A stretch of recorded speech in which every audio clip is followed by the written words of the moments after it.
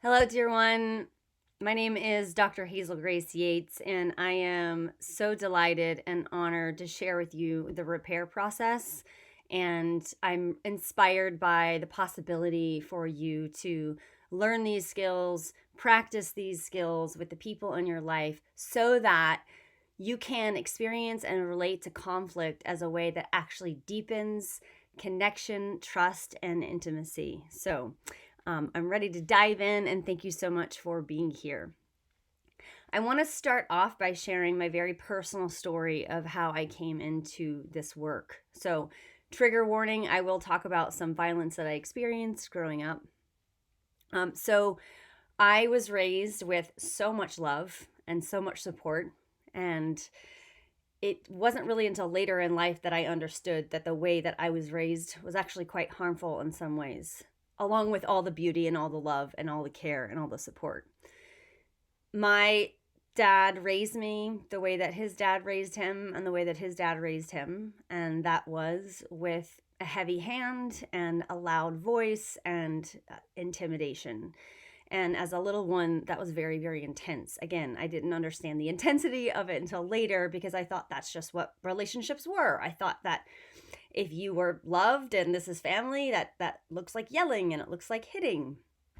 So further down the line, what I did was I created relationships that mirrored what I experienced growing up. So I invited and welcomed in relationships that were toxic and unhealthy and abusive. And of course, I just didn't know any better, right? I was just creating what I thought was healthy relationships. I spent about 2 decades in unhealthy relationships, and I did some therapy and I realized that was actually not healthy relationships. And at some point in my life, I was just dead determined. I was so set to say that in this lifetime, I want to experience a healthy relationship. That was like one of the most important things. And I put so much time, energy, money, therapy, training to create an amazing, epic relationship. And I'm so excited to tell you all that I am in a happy, long-term, healthy, polyamorous relationship with my partner. And the other good news is my dad and I are best buddies, and we have done tremendous deep healing. And it's one of the things that I'm more proud of anything in this life is what my dad and I have done.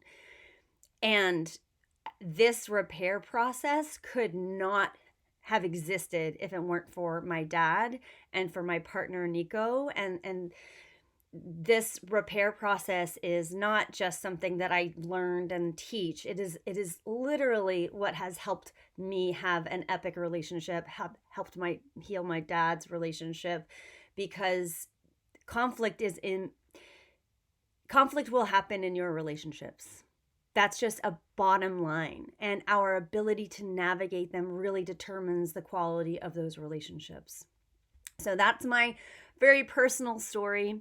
And I also want to name that towards the beginning of the workbook, which, by the way, the workbook was very useful for you to be following along. Excuse me. Very useful for you to be following along as you're watching these videos. You will also see that I have acknowledged 17 different people and organizations that have all contributed and where some of this wisdom comes from. And it was in the beginning of 2023, I went on a mini vision quest. And as I was sitting in a tree, literally sitting in a tree, the word repair showed up. And I got so excited because I realized repair as an acronym, all 6 letters had a concept, a frame, and that concept encapsulates all of the skills and all the communication things that I've learned throughout the years that support you in being able to move through conflict in a generative way. Okay.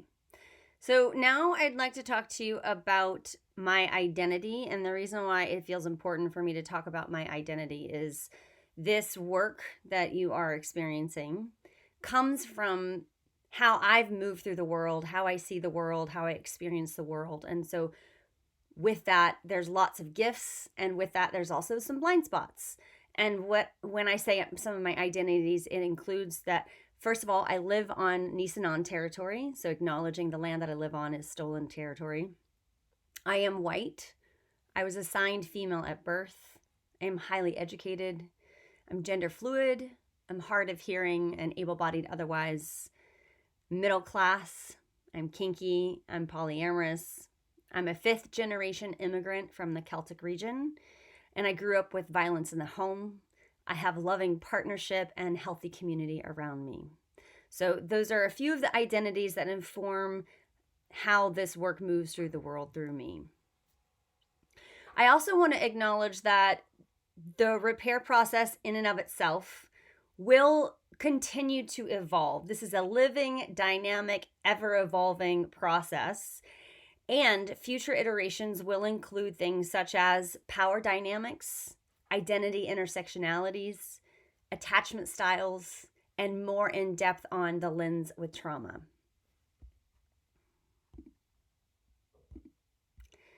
Now, how you will get the best results from watching these videos and doing the workbook. First of all, watching the videos and just reading the workbook is not going to get you where you're going to want to go. And as I'm saying that, there's a part of me that's imagining and assuming that what is important to you is that you want to improve the way you navigate conflict in your life. You want to improve your communication skills. You want to have better relationships. So those are some assumptions. And if you want improvement, you have to do the exercises. You have to do the practices, because when you do the practices and you do the exercises, you will continue to embody this work, and this work will become second nature, and it won't feel like doing exercises or practices or work. And just like if you were to learn dance, a new style of dancing, for example, that has certain steps. When you're learning it, it's awkward, and you might have to be thinking about the music and the steps and thinking. But at some point, it just becomes your way of being. It becomes second nature, and you don't even have to think about it anymore. But just acknowledging, especially if this is newer skills or concepts to you, it may feel awkward at first. You may feel kind of like you're fumbling at the beginning, and that's okay. Welcoming that, understanding that that's part of the process of learning something new.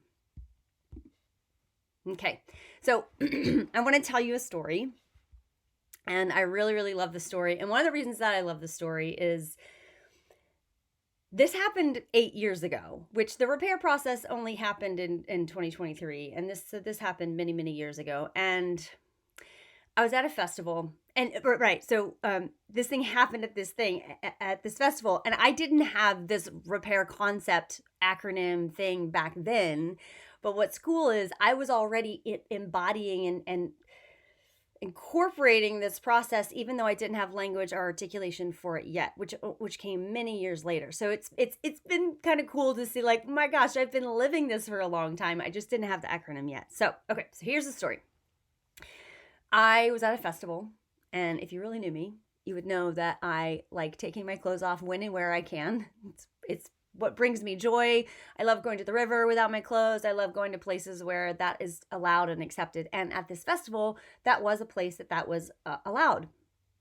So I was walking, and I was in my joy body. I had my top off, and then I hear from a distance, this guy yells at me, and he says, "Sweet tits."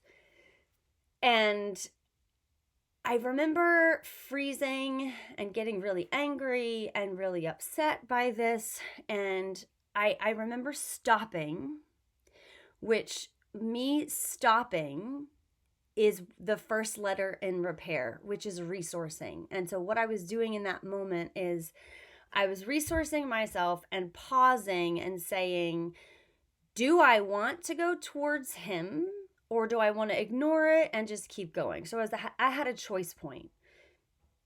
In evaluating what I was feeling, I decided I actually do want to go towards him. So I took a breath. I felt the ground beneath me. I was breathing, and I was checking for my level of resource. Do I want to go towards the guy who just yelled at me? That did not feel good to me. So that was resourcing. So the next step in the repair process is empathy. And I thought to myself, that empathy for self, that did not feel good. I was really shocked, thrown off, and that I have care for the fact that that did not feel good. And that makes sense to me that that doesn't feel good. I also was wondering, thinking about the other person and empathy for other. So I thought to myself, what it makes sense to me if he believes this is the culture and that this is okay, and that in that moment maybe he didn't think that that was actually harmful or hurtful. Maybe he was just playing out the script that he's been given. And so I have empathy for the fact that he might not know that that's actually painful. So which is also resourcing. So I was resourcing myself through breathing, feeling my ground, exploring empathy for myself, exploring empathy for other. And as I got closer over to him, at first, just by the way, I think he realized by the time I started walking over there that what he had done was not okay. And so he was like, "Oh no, oh, I'm so sorry, I'm so sorry." But to me, that "I'm so sorry" is not what I was looking for. I didn't want him to be like this. I wanted him to understand what was happening. And so I asked him, "Hi there." I introduced myself. We said our names, and I said, "Hey, are you open to hearing what it was like for me?" And again, he was just like, "No, I'm sorry. I fucked up. I'm so sorry." And I asked him again. I said, "Are you open to hearing what that was like for me?" And I got consent and I got permission before I shared my impact. So the permission step is getting permission. Can I share this thing? Are you open and available to hear it? Eventually, he said, "Yeah, I'm open to hearing it." And so then I shared the impact, which is the fifth step. I said, the impact on me is I felt shocked. I felt blindsided. I felt confused. I felt scared, and I felt angry. And I could see him really hearing that and taking it in, like really, really feeling the fact that that was my experience.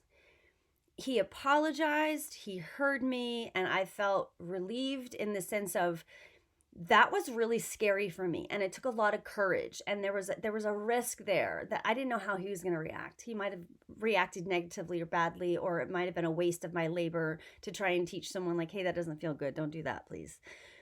So that's the impact. So then we didn't get to restore integrity in that moment. However, I walked away from that exchange, and then sometime later I was walking by near-ish the area, and I overheard him talking to a friend that was like, "Whoa, I totally fucked up. I yelled at this woman and she told me how it made me feel, and I feel so bad and I don't want to do that." And I was just like almost in tears, knowing that that was worth my labor. That was worth my time.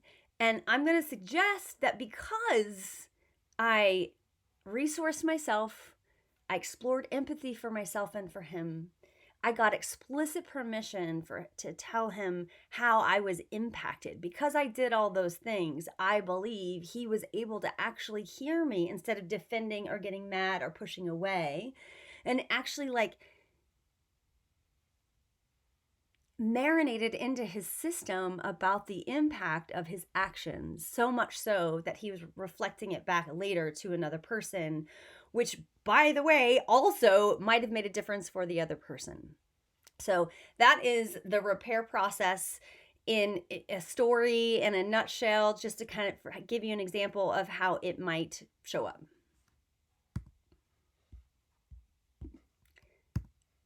All right, so now I want to talk about your relationship to conflict.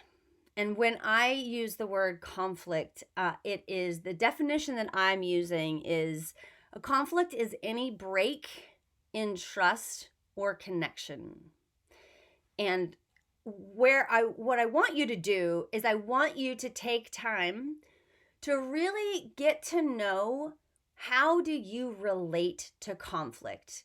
Because how you relate to conflict is really one of the most important things as you are relating to conflict. How are you relating to it? And what I mean by that is, if you're relating to conflict in a way like, I hate it, it never goes well, I avoid it, it never works out for me, how you're relating to conflict, if you're relating to it in that way, I could imagine conflict not going well. I could imagine it would be easy to avoid it. I could imagine that it'd be like, why would I go towards a thing that is not comfortable or easy, right? Versus if you're relating to conflict in a way that's like, you know what? I know it's uncomfortable, but I know there's fruits on the other side. It's worth the effort, and I'm willing to move towards it because I can see the value in it, and I'm comfortable enough. I've got skills enough. I've got resources enough to be able to move towards conflict. So, because it's so important for us to see what is our current relationship, I'm encouraging you to actually stop the video. And there's some self-reflection questions on page 2 in your workbook, which are, what were you taught about conflict growing up? What thoughts or feelings do you notice when you hear the word conflict? When conflict arises, how do you often respond? And how do you want to feel and be when conflict happens? So I encourage you to take some time to journal on those things before going back to the video. Okay, so hopefully by now you've explored some journaling on how you're relating to conflict. I've kind of already mentioned it a few times, and I want to double click because it feels so important. Understanding that how you relate to conflict is something that you can change. So let's say right now your relationship to conflict is, and how you're relating to it is you hate it, you want to avoid it. Know that relationship can actually shift and change. And what I would say is the way that it can shift or change is by doing communication and practice skills to the point where you doing things, trying to resolve lower, small, less intense, lower stake conflicts. And when you can do those and build up the confidence and build up the skills, that's actually going to eventually change how you're relating to conflict. And you might be relating to conflict with excitement or possibility. And even if it's uncomfortable, just know that it can be fun and exciting. I know for me at this point where I've gotten to, I get excited when there's conflict. What can I learn about myself? What can I learn about the other? How can our relationship improve as we navigate through conflict? I want to offer a definition that I think is really powerful. The definition is generative conflict. So generative conflict is conflict that can lead us to feel more intimately connected by understanding more about ourselves and the other. And when you consider conflict from that frame, you can see like, oh, what's possible here? What is the gift of us being able to navigate conflict? What's the gift in us moving towards conflict resolution as opposed to avoiding or sweeping under the rug or ignoring? AJ Pape, who is a dear friend and colleague of mine, has a quote that I love. The invitation is to see conflict as an opportunity, a doorway, and a calling to deeper connection.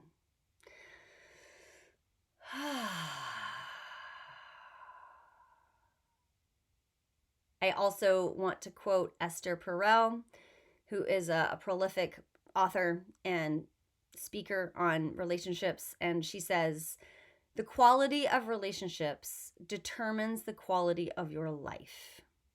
And then to that quote, I say, your ability to navigate conflict in a generative way determines the quality of your relationship. So essentially what I'm saying is that the better you are at resolving and navigating conflict that actually creates more trust, connection, and intimacy will improve the quality of your relationship. I have been a sex and intimacy coach for over 13 years. And what I would find is that people would come to me and say, we want a better sex life. Great. And we start working with them. And pretty soon what I realize is they want better sex, but what I see is in the way is a lot of unresolved hurt, a lot of stuff from the past that they have not tended to, conflicts that have not felt resolved, and just showing up in a way that they're not resolving the conflict and they don't know how to resolve the conflict, leaving them not feeling connected, not feeling sexy, not feeling attracted to one another. So if you want to improve the quality of a relationship and intimacy and your sex life, get really good at solving conflict. Okay, so now let's dive into the repair process, and I want to start with some meta concepts. And what I mean by meta concepts is some umbrella things to think about, some concepts that are really foundational before we dive into the granular aspect of the process. So the first meta concept is repair is not always linear. Even though it's an acronym and it looks like there's 6 steps, it looks like it could be linear, and it's not always. It is a process, and every time that you do it has its own unique rhythm, pacing, and sometimes you might actually need to jump around. So for example, my partner and I, we had an upset, and we could not get to what I call shared reality, which is in the acknowledge step.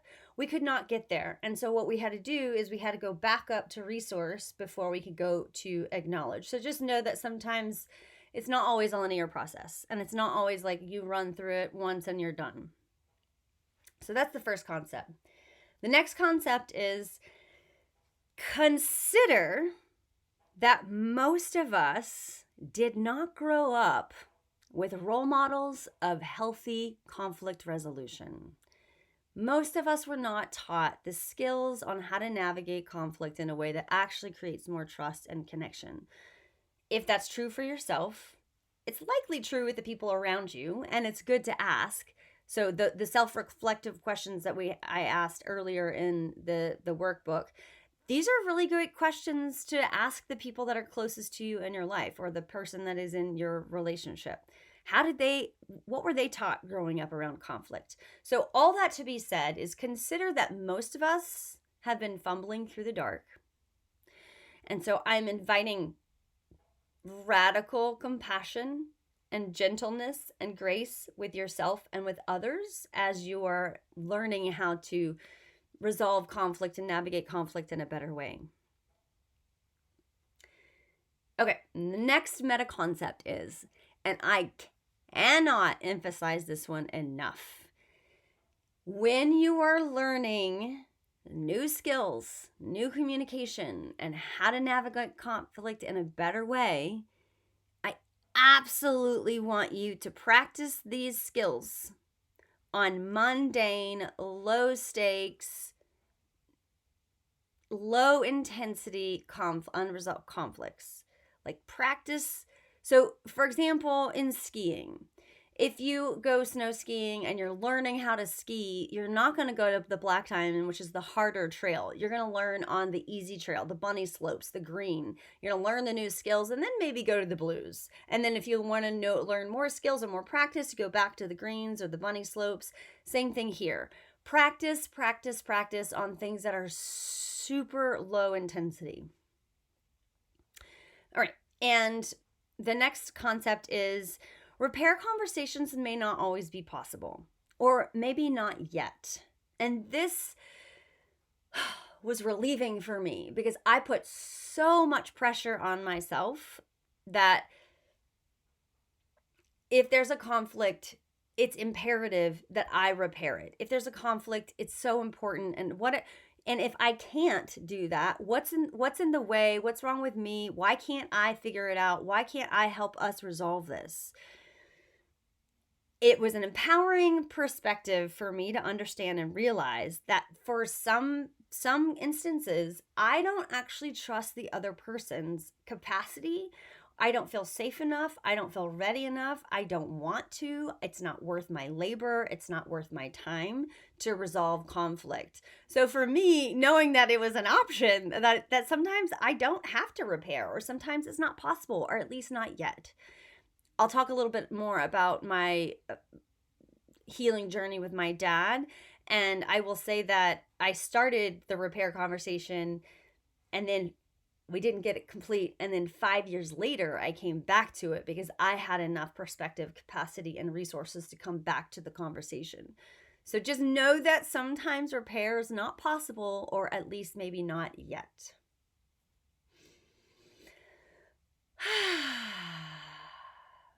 All right, next meta concept is repair process can be initiated by anyone. So that means if you are someone who caused hurt or harm or made a mistake, you can initiate it. Or if you were someone who felt harmed in some way, you can make the request. So I call that being bi-directional. Anyone can initiate it. Next meta concept is congruency. And what I mean by congruency is, are my words matching how I am being? So if I'm genuinely remorseful, if I'm genuinely feel sad and yeah, sad that I did something, if I'm apologizing from that place of like really being like, wow, I'm really sorry I did that, that is being congruent and having genuine like authentic care that there's an apology there versus I'm really sorry I did that. Right? Same words, but totally different communication. So much about communication is in our body language, it's in our way of being, it's in our tone of voice. And you can go through all 6 steps and do everything right as far as the language and the verbiage goes. And if you're not being congruent, or if you're not genuinely really wanting to repair the conflict, this tool is going to be ineffective. This is just a tool to support you. In order for it to be effective, you really need to like embody it and be the desire of wanting to repair and being congruent with what your words are saying and how you are being. Okay, last concept, and then we're going to dive into the repair process. The bigger the rupture, the bigger the conflict, during the conflict resolution, the slower you need to go.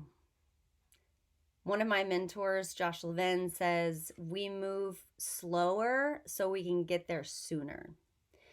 And it may seem, and one of the things that you can do to move conflict slower is reflective listening or paraphrasing what you heard them say. If there's anything you take away from this, and if you stop listening here, if you just simply do that skill, especially when there's an intense rupture, when someone says something, you'll say, what I think I'm hearing you say, did I get that right? That's the number one way that you can slow the process down. All right, so that is the meta concepts. Those are all things that are important for you to know before we dive in. So now we're going to dive in. So let's start with resourcing. And when I say resourcing, I'm specifically referring to the nervous system. And if we can oversimplify the nervous system and qualify it into 2 categories, and one being a dysregulated state of your nervous system or a regulated state of your nervous system. So let's just imagine for a moment, we can imagine being either in a dysregulated or a regulated state. And let's talk about what are the impacts when you're either in a regulated or versus a dysregulated state. What are the impacts of communication, relationships, conflict resolution. So when I say regulated state, what I mean is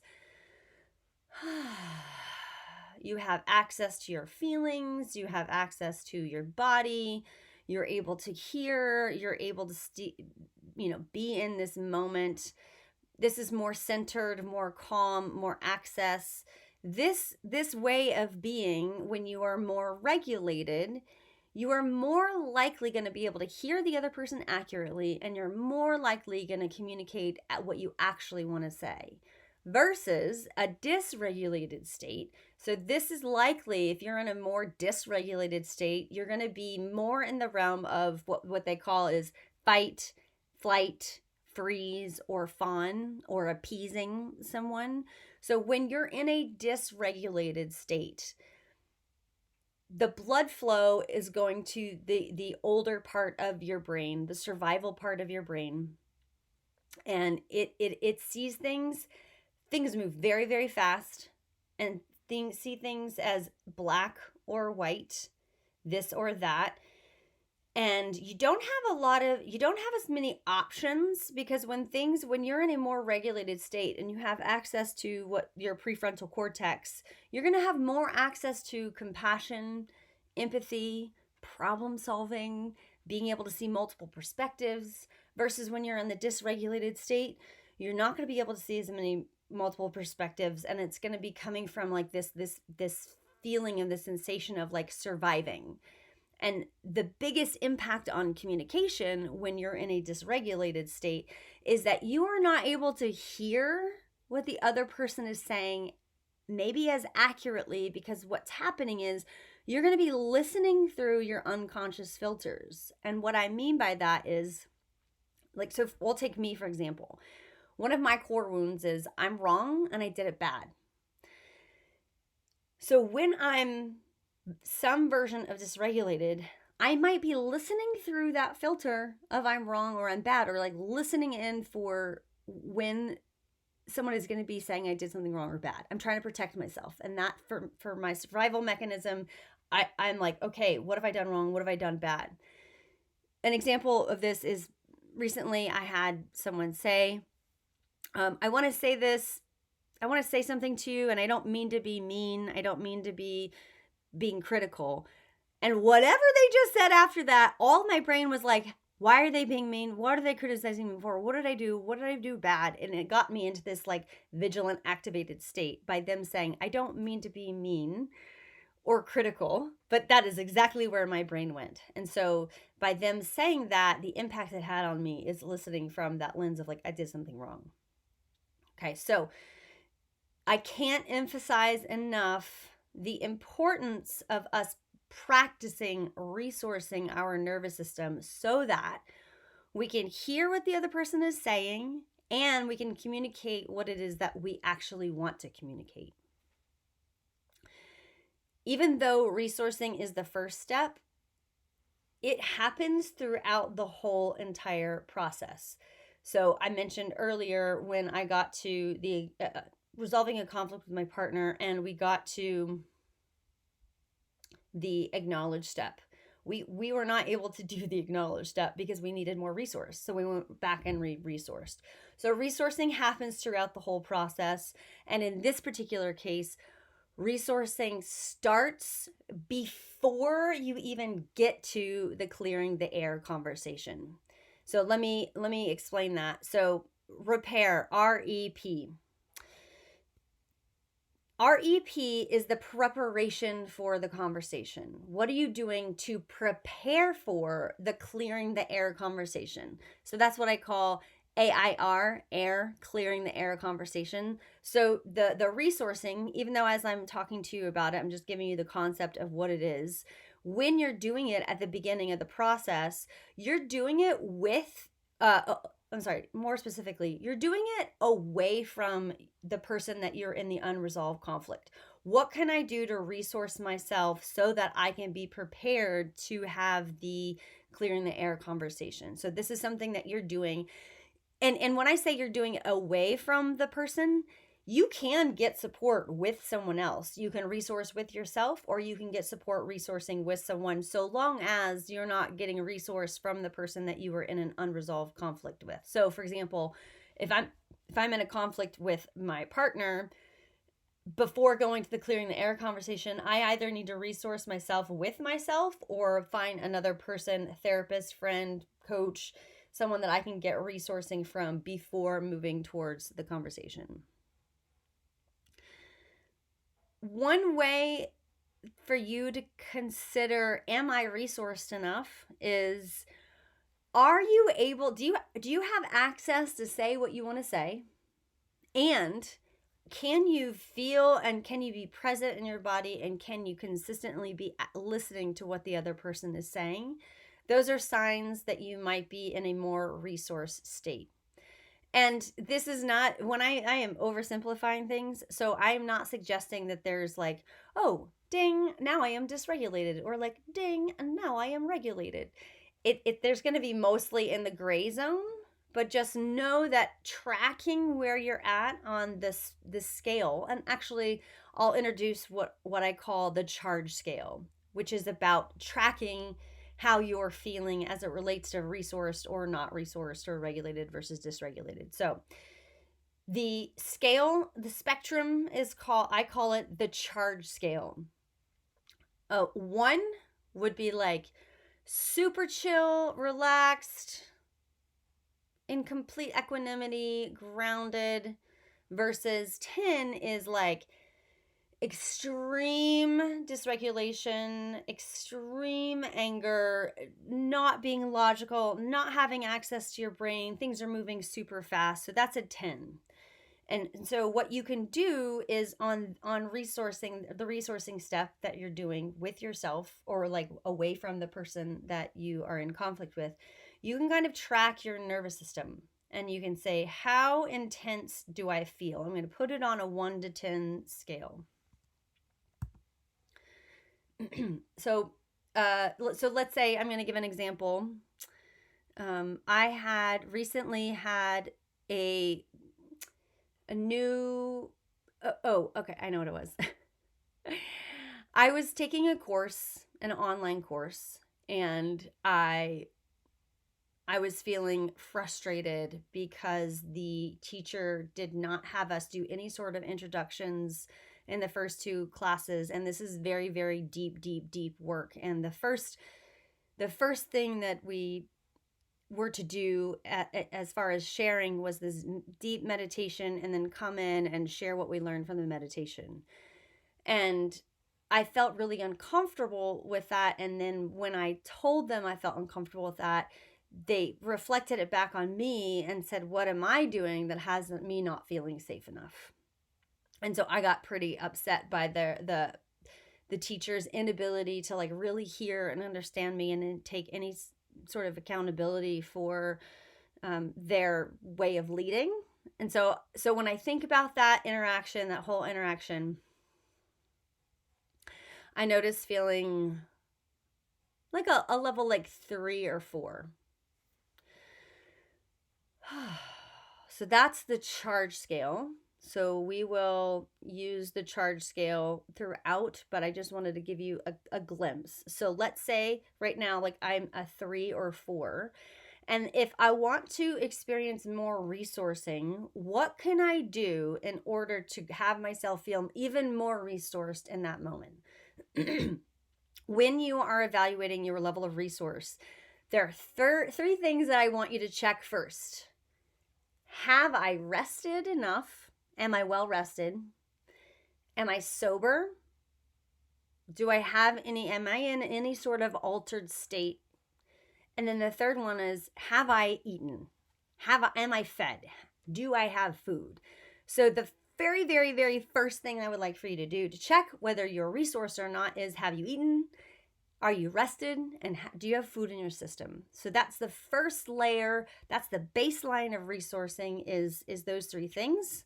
And then from there, you can decide, how do I want to feel more resourced?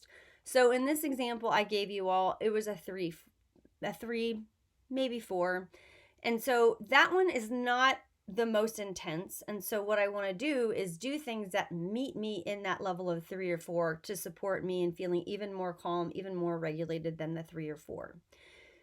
That might look very different if you have, let's say, a level 8, 9, or 10.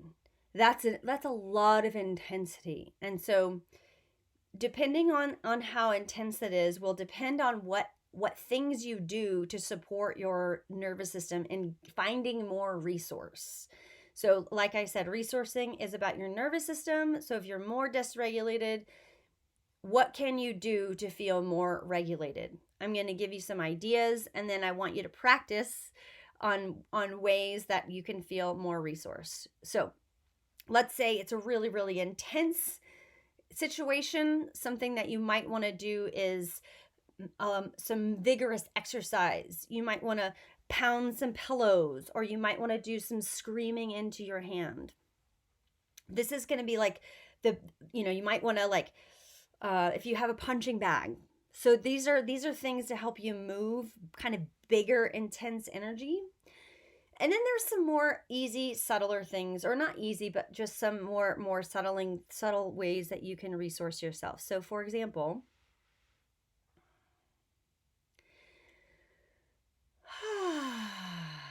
just even taking a breath can be helpful.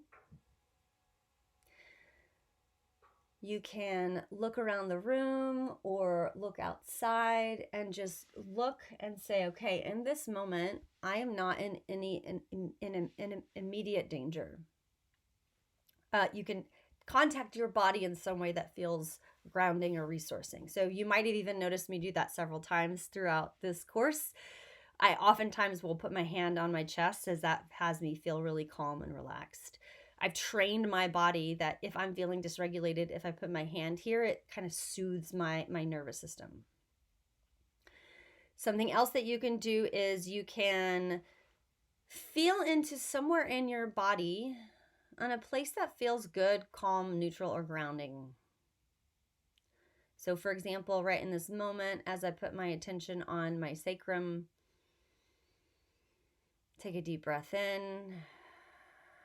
I notice myself feeling more calm and more relaxed. As I said before, you are welcome to get resourcing from someone else. So if I had someone in my life that was available to offering some grounding, nourishing touch, maybe it looks like a hug, maybe it looks like just putting my hand on my shoulder, maybe it looks like snuggling.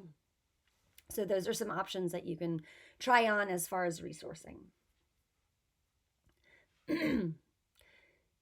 Another idea is tapping into some spiritual connections. So this is the divine, the field of love, calling your spirits, your guides, whatever has you connect to something that is greater or bigger that's beyond you. Okay? So those are some examples of resourcing. It's not exhaustive. There's a huge list of them, and I encourage you to practice all of the exercises in the resourcing chapter of the workbook. So I'm going to demo for you what it looks like for me to work with myself as it relates to resourcing. So I'm going to call upon an unresolved conflict. So the unresolved conflict is me not feeling safe and heard and acknowledged from this teacher, from this course. And as I said before, so let me notice, what do I feel in my body as I'm thinking about that? I'm noticing like some tightness in my chest. I'm noticing breathing up here. I'm noticing kind of feeling like irritated. I'm noticing like this tendency to like speed up. So I'm going to put myself on a scale from 3 to 4. Okay, so now I'm actually going to practice resourcing myself. So shrugging my shoulders, breathing into my low belly.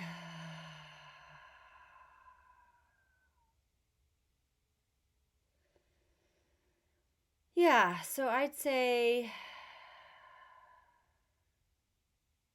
I feel more like a 2-3. I'm feeling more calm and centered. So that's what resourcing with yourself can look like. So I would love for you to stop this video and work on all of the resourcing exercises in your workbook, including the one that I just did, which to tell you again how the process I just did is I called upon an unresolved conflict. I noticed the sensations and emotions in my body. And based on those emotions and sensations in my body, I named something on the charge scale. I actively did some sort of resourcing for my nervous system. So I did breathing, I stretched my body. I felt contact with my body. And then at the end, I named, okay, I'm feeling more like a 2. And so I could see that what I did was supporting me moving from a more dysregulated state to a more regulated state. If the needle didn't move, try a different resource, meaning if you didn't become more regulated, try another one. Another thing that you can do is, well, try it longer. What else might you need for resourcing? And just go through and see which ones are effective. And different practices will support you at different times around resourcing.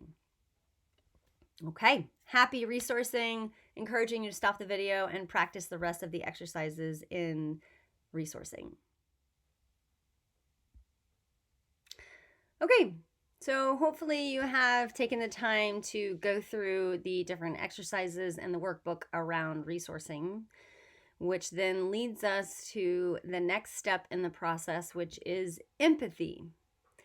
When I say empathy, I'm referring to both empathy for myself and empathy for other. If you remember back to the sweet tits story that I shared earlier, after I heard him yell sweet tits, I tracked, like, I gave myself permission to feel like that didn't feel good. And like, that was hurtful. That was scary. That took me from my joy body to kind of like my fear body. I also explored empathy for other. This guy probably doesn't know that was hurtful. This guy's probably just running the script that he's been taught is okay and is allowed. And like, he might not have any awareness or any connection to that. Did not feel good. In fact, he might have even thought that was a compliment. So all of that, empathy for self and empathy for other, is actually a way for us to resource.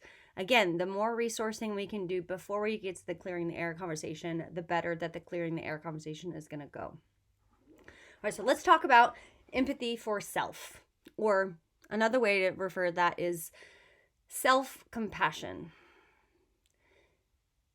In my teaching of this, what I have seen and recognized is that this step is something that a lot of people skip, especially if you're someone who has a tendency to endure or has a tendency to be like, no, I'm fine. It's not that big of a deal. I don't want to be dramatic. I don't want to, or if you have a tendency to go towards empathy for other and neglect actually acknowledging what it was like for you. So this empathy for self is the permission for you to take the space and for you to really connect with, what did that feel like? What was that like for you that you went through that you experienced whatever it is that you experienced? And if you are someone who has a difficult time giving yourself empathy, or really letting yourself say that didn't feel good, here's my encouragement. So if you could imagine whatever the thing happened to you, if you could imagine a friend was telling you the story, and if you heard your friend tell you the story, what would you say back to them that would have them feel seen, heard, and validated, and having empathy for what they just went through? So imagine what you would say to your friend, and then offer that to yourself. Some really simple phrases are, wow, that sounds really hard. Or, wow, I can really imagine how you would feel that way. Or like, yeah, of course you would feel that way. Or like, wow, that sounds like a lot, right? So those are things that you're saying, and just letting yourself really feel and take up the space and the time for you to connect of what it was like for you. This step is also really important for you to consider what it was like, because when we get to the fifth step in the process, which is your time to share what the impact was on the other person, you taking the time to evaluate what was the impact, how am I feeling about this, that will be useful for later in the clearing the air conversation. Okay, so that's empathy for self. And empathy for other. The term that I use for empathy for other is anticipatory understanding. Now, again, empathy, the step empathy, you are doing on your own away from the person that you're resolving conflict. So you're exploring this before you get to the conversation. So that's why I call it anticipatory understanding. You're anticipating some understanding of what they might have experienced before you get to the conversation. I think one of the most important aspects to the empathy step is if I were to think, okay, what might have been going on for the other person such that they did or did not do that? What might have been going on for them? In that curious exploration, I may be aware to the fact that, like, oh, I may not have all of the information yet. It's possible that I don't actually have the full story. There could be some information that's missing that may have an effect on how I'm feeling. So in the process of anticipatory understanding or imagining what might have been going on for the other person, such that they did or didn't do that thing, that whole process is being really curious and extending, like, just even like an olive branch. What's the phrase? Extending an olive branch of, like, maybe I don't know everything that's going on. In some cases, it's a tall order for you to have empathy for the other person, especially before you get to the conversation. I do not want you leaving with the idea that you have to fully get to empathy for other before you move on to the permission step. That is not what I'm saying. That is not at all what I'm saying. What I'm suggesting to you here is for you just to go through the practice of considering what might have been happening for the other person, right? So that's all that you're doing here, is exploring and being curious about the other person. Having empathy for the other or exploring what might have been going on for the other person does not mean that you approve of their action. Let me say that again. If you have empathy for the other, that does not mean you approve of their action. I've had partners who have lied to me in their relationship. That's something that I kept calling in. I kept calling in partners that would lie to me. And even the healthier relationships, when they would lie to me, I got really curious about what was happening around the lying. And with one partner in particular, I really understood where that strategy of deception came from. And it came from their trauma. And the more that I had curiosity and understanding of why they were doing that particular strategy, the actual, like, less charge I had and more compassion for the other person. And at the same time, I can have empathy for where that strategy came from. And I can also say, I have a boundary here. And the boundary is, if you are going to lie to me in our relationship, I will leave this relationship. That's a boundary. A boundary says what I'm going to do if this continues to happen, right? I'm not saying you can't lie. That's a rule, or that's telling them what to do, controlling their behavior. I'm not controlling their behavior. I'm just simply saying the impact that the choice that I'm going to make if you lie is this. So that would be asserting a boundary. So I can have a boundary at the same time as I can have understanding and compassion or empathy for what the other person might have done. And those two things are not the same. Okay. So that is empathy for self and other. And I would like for you all to practice this. Oh, right. So this is like an actual example that happened with my partner. We had just came home from a trip, and we apparently have arguments over our ice chest and our cooler. And I remember Nico saying, I'm really frustrated that there's eggshells in the cooler. And when Nico said that, I noticed myself wanting to get defensive, and I was noticing myself wanting to react and jump in and be like, yeah, but... And what I did differently was I took a breath, I paused, I resourced, and I thought to myself, when was the last time he's eaten? I know that we did not sleep a lot last night because we were on a trip, and it's really hot outside. So I'm like having some like empathy, and oh yeah, he's frustrated that this thing happened, and maybe he doesn't remember all the things that happened that resulted in the eggshells being in the cooler. So I was exploring empathy with myself. I was resourcing before I responded. And what's even cooler about this particular story is he said, I'm frustrated that there are eggshells in the cooler. He didn't say, I'm frustrated at you, Hazel-Grace. I was the one who did put the eggshells in the cooler. When I heard him say that, I heard him say, I'm frustrated at you, when that's actually not what he said. He said, I'm frustrated that there are eggshells in the cooler.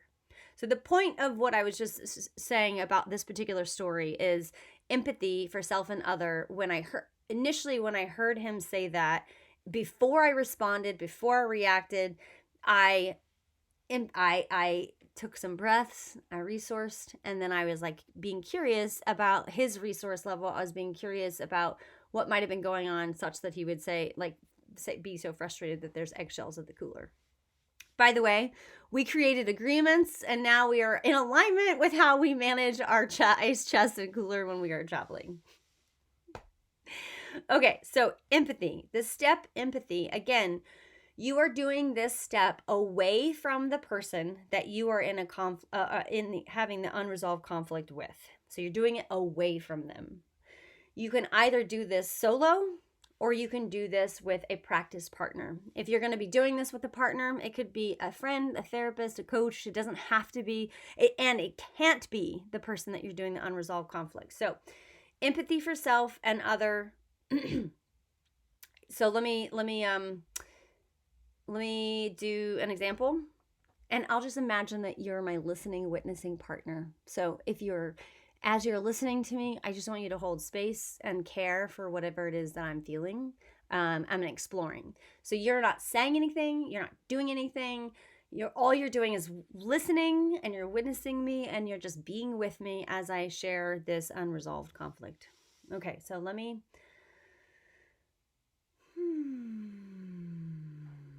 get into my body. Okay. So the unresolved conflict is me not feeling safe, and me not feeling that I've gotten value from a course that I'm taking with an instructor.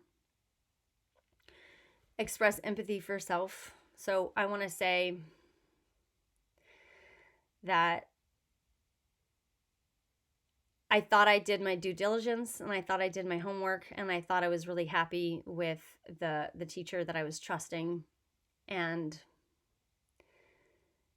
it doesn't feel good to not feel heard, and it doesn't feel good to be blamed. There was a little bit of like being blamed for me not doing my thing, or like me not creating safety for myself, and so I felt blamed, and yeah, it was a really vulnerable process, and it took a lot of risk for me to ask for what I need, and yeah, it just didn't feel good to me. Okay, so that's empathy for myself, and then empathy for other, anticipatory understanding. So if I consider, actually, I do know something, and the something that I know is this teacher recently went through one of their parents being really, really sick, and they actually delayed the course from starting because their parent was sick. So it's possible that they're just not resourced, that they're not at their best. It's possible they are in a different country, and so that it's possible that they just simply have a different culture than I do, that I'm just not in the same culture as they are. And it's possible that they had a hard time really understanding what I was saying and why I was saying I wasn't feeling safe. So they're just like simply just not an understanding. And also, I think that this teacher was trying to I could see their intention, which is different than impact. Intention versus impact, that's a whole nother thing. But just to say here is I could really see that one of the intentions of the teacher was trying to help me create more safety within myself. And I actually can see the wisdom in that as well. So empathy for myself, empathy for other, And you, as the listening witness presence, what I would encourage you to say is, wow, I really hear you, and all of that makes sense. I really hear that that's been your experience, and I just want you to know that it makes sense to me. So if you are holding space or listening for someone as they share empathy, saying that makes sense is really potent and really powerful. Okay, so that is empathy. I encourage you to stop the video and to do all the exercises in the empathy section. Okay. Hopefully you stopped the video and hopefully you did all the exercises, and I'm going to move on to the permission step.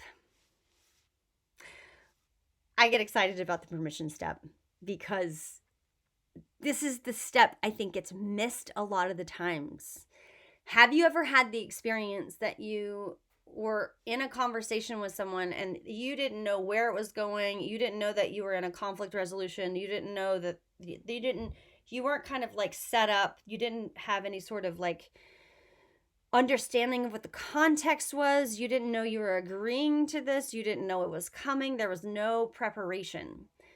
And if you were someone who just dived right in and you're not understanding why they're not listening, you're not understanding why they're not able to have empathy or compassion or hear you, it's possible if that you're experiencing those things that there was not appropriate permission or consent to go into these conversations. Getting permission and getting explicit consent is really going to support both of you to set yourself up for success. So there's a very structured way of the permission step. It may seem like a lot of information, but once you get really good at it and you have practiced it, you can do the permission step really, really quickly. And there are actually quite a few steps within it. So there are 5 aspects to the permission, and I'll go over them individually. But the first one is headlining the conversation. So the headline of the conversation is about the topic. 2, share your desired outcome. So what's the best gift that can come from this conversation? Reveal your level of charge from the charge scale, which gives the other person information about how intense is this thing for you. Guesstimate how long you think it'll take. And then the last one is ask if they feel available for the conversation. All right, so let's start with headlining the conversation. That's the first step in the permission. Headline the conversation gives a brief snapshot or names the topic you want to talk about. In this section, when you headline it, it's super imperative that not only are you owning your experience, so speaking from your experience, but you're also sharing objectively versus subjectively. Speaking objectively is going to be something where we can agree objectively that this thing happened. When you get into subjectivity, that actually creates the possibility of defensiveness, arguing, not being on the same page. So the purpose of the permission step is to enroll and invite someone into having the conversation. So if you start the conversation with something that can be argued or that actually can be kind of pokey or judgmental about the other person, you're not helping yourself out. Okay, so when I say, let me give you some examples of what is specific and objective and owning your experience. So here's some examples. What I would like to talk to you about is what you said to the clerk at the store yesterday. That's objective and that's specific. What would be subjective is I want to talk about how you were being rude to the clerk yesterday. When I use rude is subjective and it's actually pretty pokey, and I could see instantly someone would get in defense. Okay, so a few more examples. I'd like to talk about our house chores. I'd like to talk about the text message I received from you this morning. Those are objective and those are very specific. Again, some examples of what not to do. I want to talk about your problematic behavior. I want to talk about how you stormed out of the house last night. I want to talk about your bad attitude. I want to talk about how you made me angry. So those are all the ones that I just gave at the bottom. Those are not owning my experience, and those are being subjective, which is actually going to counter the purpose of the permission step. Okay, so you want to headline the conversation. The next step is to share your desired outcome. Oh, I love this one. I love this one. I love this one so much. You are stating your desire. What is the best possibility that can come from this conversation? This is the part, look, it's actually inspiring us and it's aligning us on our values. What's important here for both of us? So when you can speak to the desired outcome, that is highlighting your values of both of you. So for example, a value that both of you may have is to have clear communication or trust. That's a shared value that you both have. So desired outcome, you want to ask yourself, what's the best gift or what's the best result that could come from this conversation? I like using the phrase in service of. So I'd like to have a conversation with you about the text message you sent yesterday. That's the headlining conversation. And then you would say, in service of, and then insert your desired outcome. In service of us feeling connected again. In service of us having clarity. In service of us restoring trust. In service of us creating a solution. In service of us having mutual understanding. In serving us to both feel fully heard. So those are some examples. So you could see if I'm saying clarity, restoring trust, connected again, creating a solution. Those are all like inspiring things versus I want to talk about how you lied to me. Or I want to talk about your problematic behavior. And those are like, it doesn't feel inspiring. It doesn't feel like, oh, I want to have that conversation with you, right? Okay, so that is desired outcome. The third part of permission step is revealing your level of charge. So, hey, I'd like to talk about what you said at the clerk yesterday in service of us both feeling heard. It feels like it's a level 4 on the charge scale. So I would actually say what level.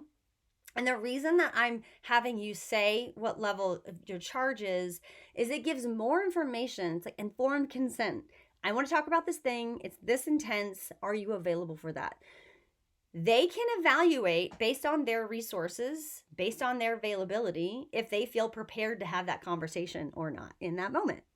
Yeah, so revealing level of charge gives them information about their readiness, capacity, availability, desire to have that conversation with you. So you want to name the level of charge. And, I'll give an example. Like if I were to tell Nico, hey, I've got something, it's a level 2, and maybe he's driving the car. He may feel resourced enough to drive the car and have this conversation. And versus if I said, hey, I've got something, it's a level 8. And maybe he's working on his motorcycle or maybe he's driving and he's like, whoa, I want to have the conversation and I am not ready right now. And then that would be like the next step for us to find a time that would work. So, okay, I'm getting ahead of myself. Charge scale. The next one is you can guesstimate how long you think something might take. So like, hey, I'd like to have this conversation.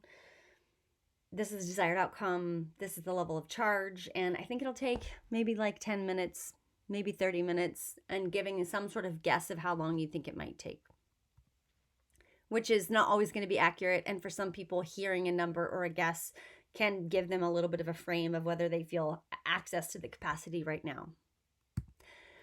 And then the fifth one is request the conversation. I really, really love the phrase, would you be willing to have this conversation with me? Would you be willing to have this conversation with me?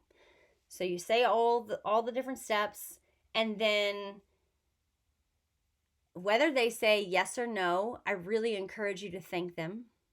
Thank them for being willing to consider. If they do say yes, you need to decide when and where. Like, it could happen right away. Great, just dive in, go to clearing the air conversation.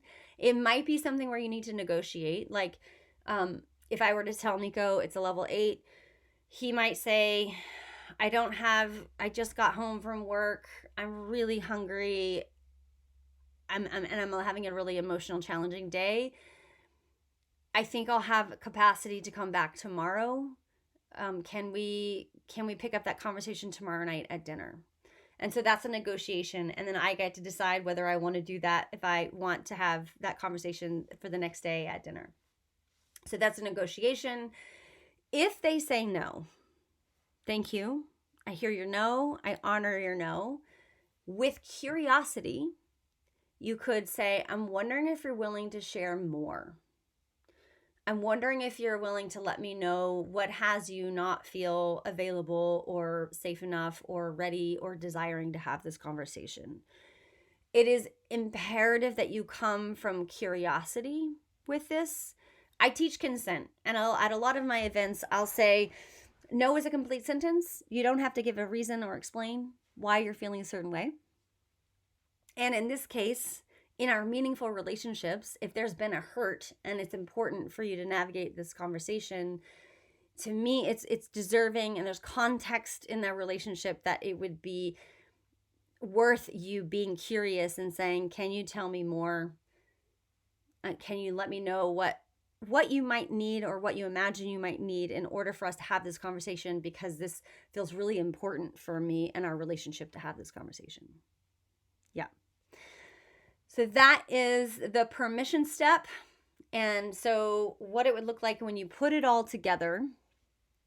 Let's see if I could give an example of something I want to talk to Nico about. Oh, okay, this is great. This actually happened recently. Hey, Nico, I'd like to have a conversation about how when we were at work yesterday, you asked me to do a task. I wasn't able to complete the task. I want to have this conversation in service of us having like an awesome time working together when I'm at your job site. I think it's a level 3 on the charge scale. Would you be willing to have the conversation with me? And then he either says yes or no. We negotiate. If it's a no, get curious and finding out more about what he might need in order to feel safe enough to have the conversation. Okay, that is the permission step. And if someone comes to you and they say, hey, I'd like to have a conversation with you, I'd like to, have a clearing the air conversation with you, I really, really, really encourage you to thank them, because it takes tremendous courage and labor to ask someone to have this conversation. So I see it as a gift if someone asks me to have that conversation with them. And so with that, I really encourage you to thank someone for asking for that. Okay, so encouraging you to do all of the exercises in the permission step. At a bare minimum, I would like for you to think of 4 unresolved conflicts, and I want you to write out the permission step, the putting it all together, all the 5 steps within the permission step. You writing it out and then verbally talking it out loud is going to help you get this into your bones. Yeah. All right. So this was the first part of the repair process. We went through the REP, resourcing, empathy, permission. Do all those exercises in the workbook. And then once you complete that, then you can go to video 2, and I'll see you over there.